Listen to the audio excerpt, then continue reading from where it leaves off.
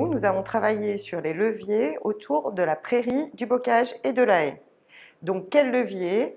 Bien sûr, des leviers économiques qui reconnaissent à la fois la valeur du bois, donc vente de bois, bois d'œuvre, bois déchiqueté, avec un petit effort des collectivités qui est attendu de la part des agriculteurs, s'inscrire sur le marché de la compensation carbone, que ce soit pour les haies ou pour les prairies, ainsi que utiliser le levier du mécénat et bien sûr, pour ce complexe bocager, avoir un contexte suffisamment intéressant pour que l'élevage se maintienne sur nos territoires.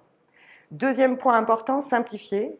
Beaucoup d'expressions autour de la question réglementaire et l'idée d'aller vers un guichet unique de conseil et d'orientation réglementaire sur les questions de la haie et essayer de travailler à une doctrine qui puisse s'appliquer de manière uniforme à l'ensemble des pays de la Loire pour faciliter le conseil et que les agriculteurs s'y retrouvent. Simplifier, c'est aussi déléguer des entretiens, notamment sur le bocage, qui peuvent être risqués, donc professionnaliser le travail et avoir des entreprises qui soient au centre de cette simplification. Dernier levier important, connaître. Les agriculteurs ont tous exprimé la nécessité de retourner vers les savoir-faire, d'être mieux formés, mieux informés et d'adapter aussi les techniques que les entreprises peuvent avoir sur l'entretien pour pouvoir s'adapter aux nouveaux matériels agricoles.